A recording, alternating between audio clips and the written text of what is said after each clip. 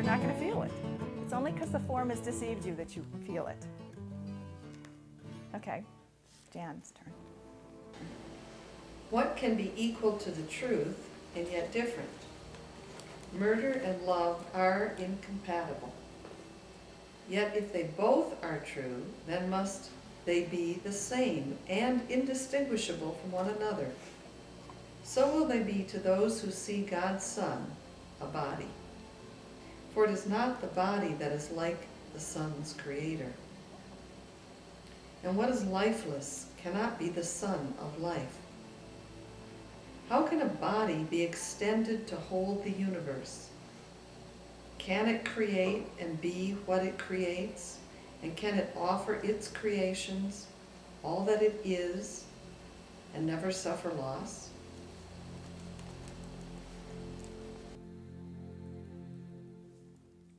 And do you remember in the miracle principles when we read that at the beginning of the book, he says every miracle is a shift from a body identification to a spiritual identification, because we're trying to get out of this body identification. So forgiveness doesn't work when you stay in the body battleground. It doesn't work. You have to know your whole purpose is to shift, because bodies do what bodies do. And so your brother, when he's locked in his body identity, needs you to see past it, right? It actually said that in the very beginning. Yes, yes. That was a long time ago. What the hell they were talking about. And I think I only remember it because I've read it about 1,000,000 times, because I don't think I remembered it the first time through at all. So, yes, it does say that. But, one day we'll review those miracle principles. We should. And yes, we'll we probably should. just know every single one. Absolutely. We'll understand. Okay, Bonnie, number 3. God does not share his function with the body. He gave the function to create unto his Son because it is his own.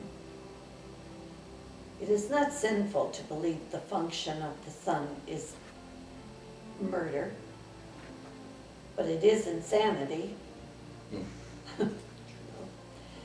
What is the same can have no different function. Creation is the means for God's extension. And what is his must be his Son's as well. Either the Father and Son are murderers, or neither is.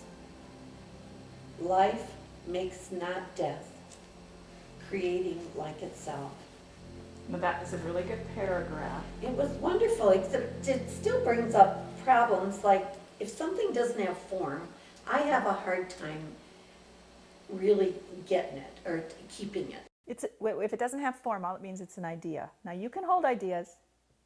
It's really not true that you need form. You think ideas, you hold ideas. That's all. We're at the thought level rather than form. We're just as we are really into our thoughts. It's just we're just kind of distracted by forms. But it's just as real to think an idea, isn't it? Mm-hmm. You can get really behind certain ideas. Now, what's so great about this paragraph is to remember when he says, it is not sinful, so we're not guilty, to believe the function of the Son is murdered, to believe that what we're supposed to do is go around and attack people. This is not sinful, but it is insane. And the reason why it's insane is because it reflects an identity that doesn't exist. And that's why he says, you're totally crazy every time you want to attack. Don't sit and go after yourself now. I mean, the reason you want to attack is you're going after them. Well, you're not any different. Don't go after yourself now. You're in a state of insanity. You need to call in the Holy Spirit to clean up your mind. It's insane. And then he goes on to further support this argument, because you need to understand, if the Father and the Son are one, if you really are, and your real will is to attack, that means the Father's real will is to attack. That's not true.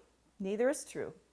This is our insanity. That's our dream. And so that's why, remember, all forms of attack are something we want to get out of, but it's your insanity. You're not sinful, and you haven't ever been able to murder. That's the other thing. How insane is it to continue to believe we can murder each other and murder ourselves, and yet we never die? So we just continually play out this insanity of dying but not dying. Just the body changing form, and, right? That's insane.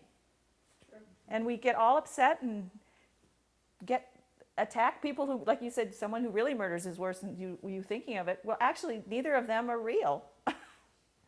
This is what the Course is saying. It's taking us totally out of this, going, now wait a minute. If the body were real, yeah, we'd be in big trouble. But the body's not real. Nobody got murdered. Nobody ever is attacked. We're just dreaming it up. And it's because we attack ourselves that we even believe in it. So We're identifying, we're defining murder as taking of a life, yes, correct? yes. And because our life is everlasting, our Yes. true life is everlasting. And that's why he says, life makes not death. Death is not possible. We are dreaming. And then we're dreaming that we should be crucified or condemned or we're guilty for taking the life. We can't take the life. So we're dreaming up these punishments for something that can't be done. That's why he keeps saying, remember, all of the illusion has never happened. But And the essence of spirit is inner peace. yes, we're all joined and at peace with each other. Because we see that the battle always comes from the sense I'm lacking or someone else is lacking or they stole something from me. Well, in the dimension of truth, we all have everything. We have nothing to fight over. So that's why we have to shift to this higher identity to get out of the battleground, get above it. Because then we realize, well, I didn't lose anything by what that person did. I don't need to counterattack. I still have everything. And that takes the practice of seeing with new eyes.